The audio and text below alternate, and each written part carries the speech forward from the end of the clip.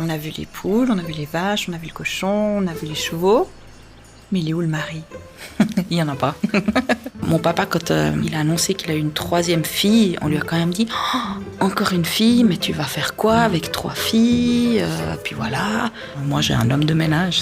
Moi, la cuisine, j'aime pas faire ça. Je crois que depuis petite, j'ai toujours dit que je voudrais pas d'enfant, en fait.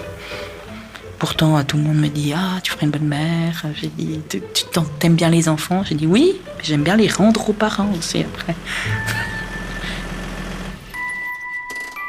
Le poids de la génération d'avant, le regard des anciens, l'envie de changer, mais on peut pas parce qu'on a toujours fait comme ça. Gna, gna, gna. Je préfère être dehors, me salir les mains. C'est pour ça que je suis contente d'être une femme pour finir.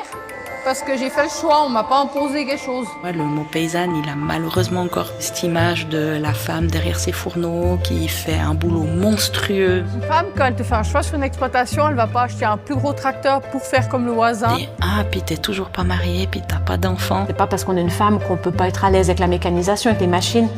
Des milliers de femmes, des milliers de vies, des milliers de voix. Un point commun, elles nourrissent le monde de demain. Bienvenue dans le podcast Polyphonie paysanne. Je kiffe à fond parce que je me rends compte que je suis capable de tout, que j'ai pas de limite, et puis maintenant la plus puissante c'est moi.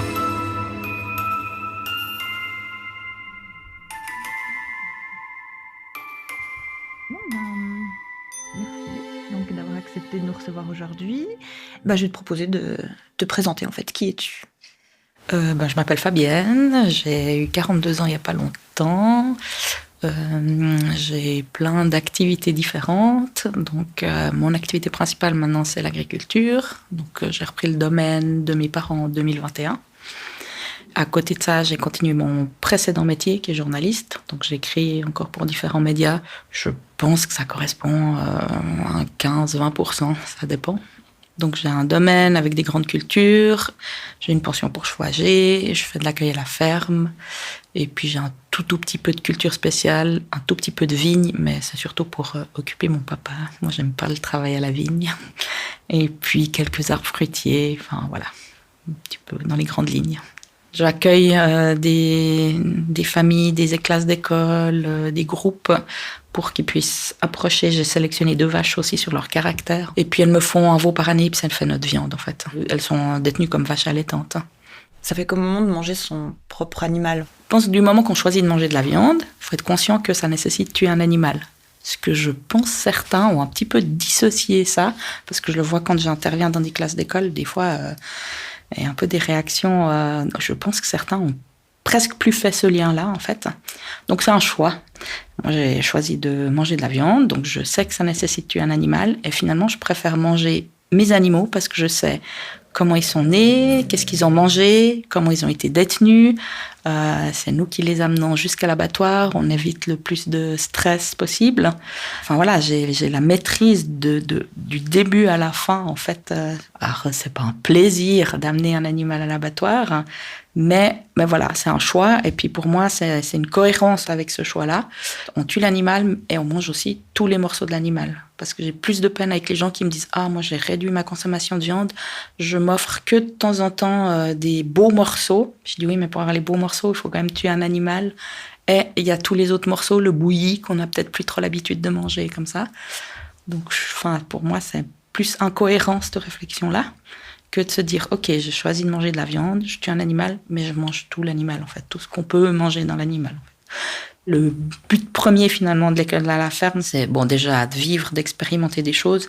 Et puis, certains enfants qui arrivent, puis qui ont 6-7 ans, puis qui disent qu'ils n'ont jamais touché un animal de leur vie, même pas un chien, un chat. Ça nous est arrivé 1 ou 2 fois. Pour moi, c'est aussi choquant parce que je pense que l'animal, il apporte beaucoup dans le toucher, dans le contact. Si on n'a pas un comportement adapté, l'animal va tout de suite nous le faire savoir. Si on est trop nerveux, trop stressé, trop bruyant, l'animal va partir. On arrive à faire passer beaucoup de messages aussi de comportement, en fait, à travers les animaux. Mais c'est aussi que l'enfant, quand il sera à la maison, devant son assiette, qu'il ait le réflexe de se dire « Ok, qu'est-ce que je mange? À quoi ça ressemble à l'état primaire, une carotte, elle n'est pas en petits morceaux dans la terre. À quoi ça ressemble? Est-ce que c'est quelque chose qu'on produit ici? Alors c'est clair que le questionnement, plus ils sont grands, plus on va loin en fait. Mais enfin voilà, est-ce que c'est de saison? Est-ce que c'est d'ici? Puis on a l'anecdote parce que mes parents, on connaît les grands-parents de ce garçon qui est venu à la ferme avec sa classe. Et puis on a fait, je sais plus quoi, puis je leur ai donné le calendrier des fruits et légumes de saison. Puis à midi, il allait manger chez ses grands-parents. Puis à table, il avait son assiette, puis il a sorti son calendrier, puis il a dit « Alors, grand-maman, est-ce que c'est de saison ce que tu nous as fait là ?» Du coup, ils ont regardé ensemble et tout, puis elle a dit « Heureusement, j'avais fait tout juste, c'était de saison. » Ou un autre du village, aussi un grand-papa qui m'a dit « Ah pendant une semaine, on a dû faire notre beurre parce qu'il a fait ça à la ferme. » Puis pour moi, c'est tout ça de gagner en fait, parce qu'il ramène ça à la maison, puis ça génère des échanges, des conversations.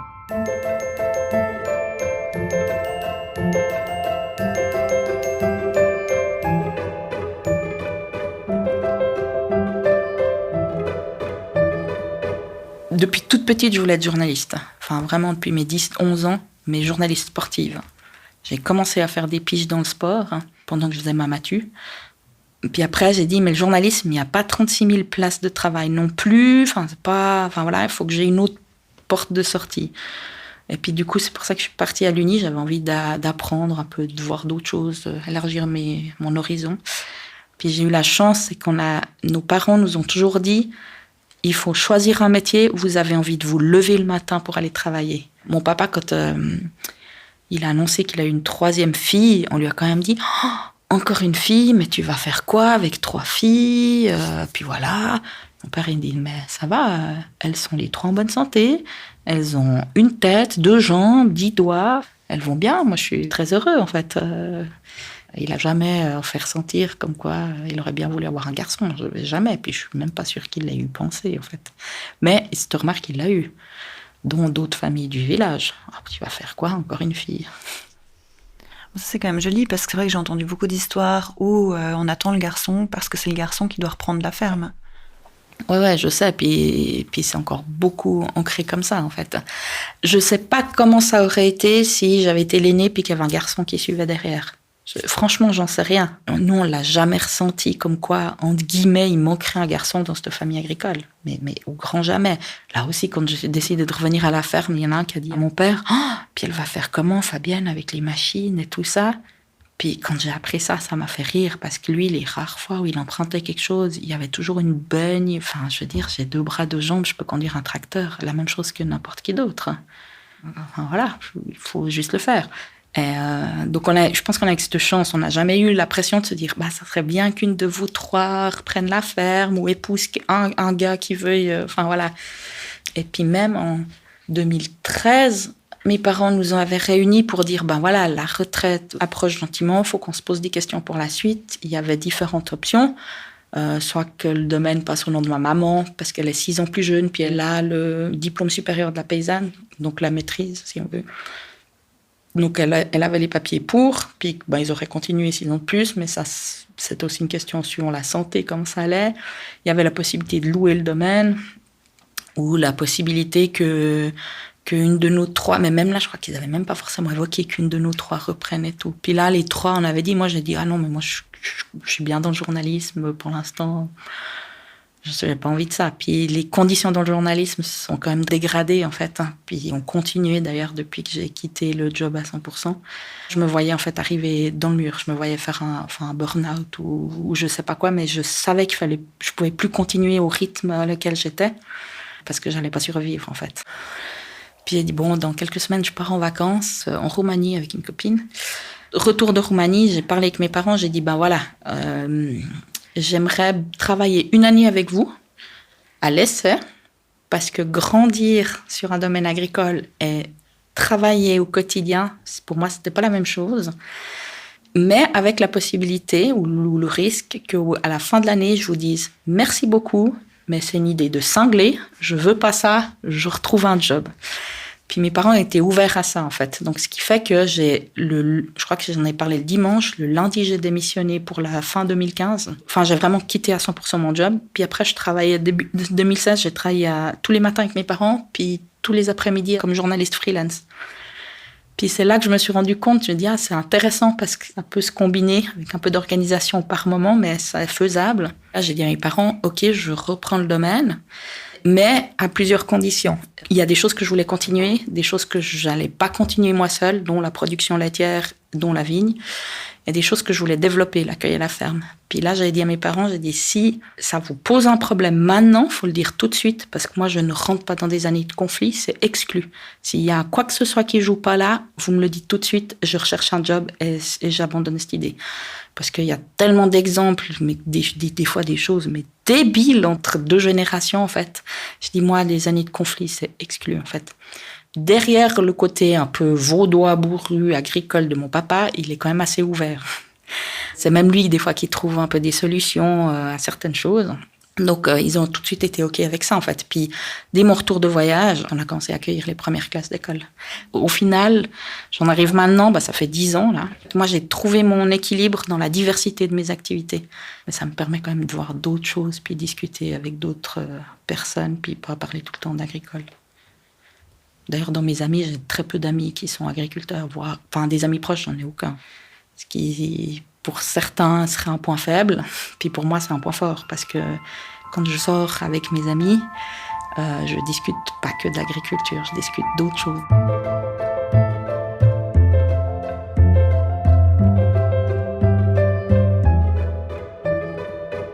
On a grandi donc ici avec les grands-parents paternels dans la même maison, juste au-dessus où il y a mes parents maintenant. Donc on n'a jamais connu la garderie, la crèche ou quoi que ce soit, parce qu'on avait toujours quelqu'un ici. Mais toute la journée, quand on était à l'école, nous on n'a pas été à l'école publique, on était à l'école Steiner. Donc on a vu aussi quelque chose d'autre qui peut-être peut expliquer des fois un peu ce parcours un peu différent. Et puis l'enfance, moi j'ai des chouettes souvenirs. Alors on partait quasi jamais en vacances. Après moi j'ai été une grande voyageuse. Mes parents se demandaient d'où ça m'est venu en fait. J'ai pas mal voyagé. Puis moi j'ai un bon souvenir d'enfance, même si, on a toujours vu nos parents beaucoup travailler. Alors nous, on donnait des coups de main. Moi, j'étais celle de mes 2 sœurs qui était le plus à la ferme. J'aimais beaucoup être avec les animaux et tout ça. Des fois, m'asseoir sur la botte de paille à l'écurie pendant que mon papa traisait. J'aimais bien ça. Mais après, moi, j'ai vraiment appris à conduire un tracteur il y a 10 ans quand j'ai décidé de revenir à la ferme. Avant ça, j'ai dû peut-être m'asseoir 2 fois derrière le volant d'un tracteur. Donc, on n'était vraiment pas des enfants à être sur le tracteur. Si je te dis, c'est quoi tes plus beaux souvenirs d'enfance sur cette ferme ? D'être dehors. J'avais pas de télé jusqu'à 12, 13 ans, je sais plus quel âge. D'avoir les animaux juste à côté, de partir seule à cheval, de me balader alors que j'ai de la route et puis tout. Cette espèce d'un peu finalement de responsabilité que mes parents nous ont laissée. J'arrive pas à dire un souvenir en particulier comme ça, mais je sais pas, un souvenir négatif d'avoir finalement les grands-parents juste à côté, les parents pas très loin. Voilà.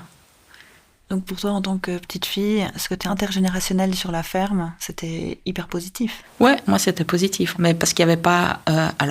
forcément, puis encore maintenant, c'est pas tout beau, tout rose, il y a des fois pas les mêmes avis, mais c'était pas une situation conflictuelle. Pour ma maman, je pense que ça a été plus dur parce qu'elle est bernoise, elle parlait pas beaucoup le français, elle a rencontré mon papa, elle avait 16 ans, elle est arrivée ici, elle avait 19-20 ans, avec ma grand-maman qui dirigeait quand même bien, elle a toujours eu que des hommes autour de la table, donc elle dirigeait bien tout le monde. Mon grand-papa, c'était quelqu'un qui parlait pas beaucoup, alors que ma grand-maman parlait sans cesse et tout le temps. Pour ma maman, clairement, c'était moins facile, mais pour moi, en tant que petite fille, c'était chouette. Après, ma grand-maman, elle a grandi, ils étaient 7 frères et sœurs, avec très peu, en fait, ils n'avaient pas grand-chose. En arrivant ici, je crois qu'ils étaient les premiers agriculteurs du village à avoir une machine à laver le linge. Eux, ils ont fait un saut, puis elle a fini avec... elle avait un attel à la fin. Ils ont connu une évolution qui était monstrueuse, en fait. Puis ils ont dû s'adapter, et puis... plein de choses. Puis elle avait des réactions, en fait, qui pourraient être choquantes aujourd'hui, mais qui, moi, je vous prenais avec le sourire, parce que finalement, elle a grandi comme ça. Pour elle, c'était normal. Puis, je donnais cet exemple, j'ai voyagé ces 3 mois avec un copain, et puis je sais plus quoi, elle était toute contente, de se dire, un copain, machin chose.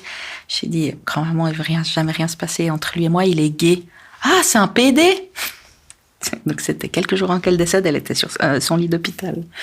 Puis j'ai dit, oui, bon, on dit plus comme ça aujourd'hui, mais oui, voilà. Ah bon, ok. Puis en fait, ma grand-maman, je pense qu'entre mes sœurs et moi, elle n'a pas trop eu le choix que de se retrouver confrontée à des situations que pour elle n'avaient pas l'habitude. Ma petite sœur, elle a presque toujours eu des copains, ou toujours eu des blacks en fait. Puis le premier qui a quand même quasi vécu ici, en fait, chez mes parents, quand ma petite sœur était ado encore, elle était en apprentissage. Donc il était très souvent là. Puis une fois, elle a dit « Ah ouais, mais quand même, il est... » Je sais plus comment elle a dit ça. Il est noir. Puis du coup, j'ai dit « Ouais, mais grand-maman, il est gentil, il est poli, il a un travail, il traite bien ma petite sœur. Ça va ou bien ?» C'était pas habituel de croiser des gays, des blacks à son époque, quoi. On se mariait entre le gars du village voisin, enfin, d'un même milieu. Il y avait beaucoup moins de mixité, de diversité, de mouvement, et puis tout ça, en fait. Donc voilà, des fois, ça me faisait un peu rire. Mais j'aimais bien un peu, presque des fois, la provoquer. Puis ça la bousculait un peu dans ses idées un peu préconçues. Je prends un autre ami gay qui a fait son coming out très tard, d'un milieu agricole. Puis lui, c'est ça, en fait, qui l'a retenu pendant des années. Puis après coup, je lui ai dit... Puis maintenant que ça se sait, puis il dit, non, finalement, ça a été. Alors, les bobets, ils sont toujours bobets. Enfin, voilà, quoi. Ses copains sont restés ses copains. Les difficultés qu'il avait avec son père se sont pas améliorées. Enfin, voilà. Mais je le comprends. Petit village, milieu agricole. Pas évident de dire qu'on aime les hommes quand on est dans ce milieu-là. Il y a quelque chose qui m'a surpris sur ta ferme, c'est que on a vu les poules, on a vu les vaches, on a vu le cochon, on a vu les chevaux, mais il est où le mari? Il y en a pas. Moi, j'ai jamais été quelqu'un qui rêvait d'être marié avec des gamins. Les enfants n'ont jamais été un objectif en soi, mais je m'étais toujours dit, si j'en ai, il y avait des conditions. C'était avant 40 ans, parce que après, j'estime que, je veux pas être une vieille mère. Et puis, c'était avec des conditions, il fallait que le conjoint, il soit impliqué, puis qu'il travaille pas à 100%, qu'il travaille au maximum à 80%, parce que c'était exclu que toute la charge me revienne, en fait. Je crois que depuis petite, j'ai toujours dit que je voudrais pas d'enfant, en fait. Pourtant, tout le monde me dit « Ah, tu ferais une bonne mère ». J'ai dit « T'aimes bien les enfants ?» J'ai dit « Oui, mais j'aime bien les rendre aux parents aussi, après. »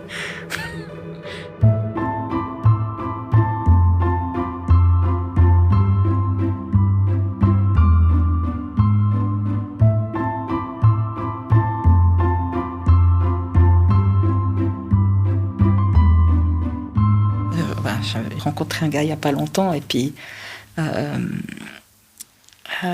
non, c'est pas vrai, on s'est pas rencontré. J'ai juste parlé sur un site de rencontre. Et lui, ce qui lui a posé problème, c'est le fait que je sois journaliste.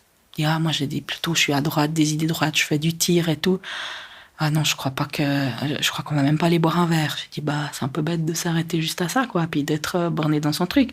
J'ai dit, mais moi, j'ai ma nièce qui a 12 ans qui fait du tir, je suis agricultrice, moi, je m'estime ni de droite ou ni de gauche. Je vote plutôt pour des personnes, pour des idées que pour des partis, quoi. Non, lui, il était, journaliste, non, vous êtes tous de gauche et tout. Je dis, écoute, tant pis pour toi, quoi. Alors d'ailleurs, moi, ça m'intéresse, quand tu es sur un site de rencontre, tu te présentes en premier comme journaliste ou comme agricultrice? Alors, je me suis posé la question au début en me disant, agricultrice, ça pourrait mettre des freins. Mais j'ai mis une photo où on devine que je suis dans un tracteur. Et puis en fait, non. C'est pas forcément un frein. Alors, certains ils me disent, non, parce qu'après, ils me demandent ce que je fais, puis je dis tout de suite, je fais les deux. Je suis agricultrice et journaliste. Je me présente toujours sous les deux, parce que je suis les deux. Je peux pas dire que je suis plutôt ça, ou le lundi, je suis tel métier, puis le mardi, un autre. Puis souvent, l'agriculture, beaucoup disent, j'ai toujours rêvé de vivre à la campagne, d'avoir des animaux, de travailler dehors, patati patata. Puis après, certains, je les embête. J'ai dit, moi, je viendrais t'aider et tout. J'ai dit, oui, alors ça, je l'ai souvent entendu, mais j'ai pas souvent vu quelqu'un venir, en fait. Oui, il y en a qui rêvent ça. C'est peut-être aussi l'âge, 40 ans. On a peut-être plus trop envie d'être en ville dans un appart ou j'en sais rien. Mais après, certains, ils idéalisent beaucoup, en fait. Quand je dis, non, mais il y a certaines périodes, planifier un truc pour moi, parce que je travaille avec la météo, c'est pas possible. Ouais, je me présente toujours comme les deux, en fait. Quand je dois remplir des formulaires puis mettre quel métier vous avez, je mets les deux. Parce que je peux pas dire que je fais plus... Enfin, oui, en termes de temps, de revenus, c'est l'agriculture qui prime maintenant, mais c'était pas le cas il y a 10 ans. Il y a 10 ans, je vivais de mon revenu de journaliste, même si j'avais commencé dans l'agriculture. Pour moi, le mot paysanne, il a malheureusement encore une part...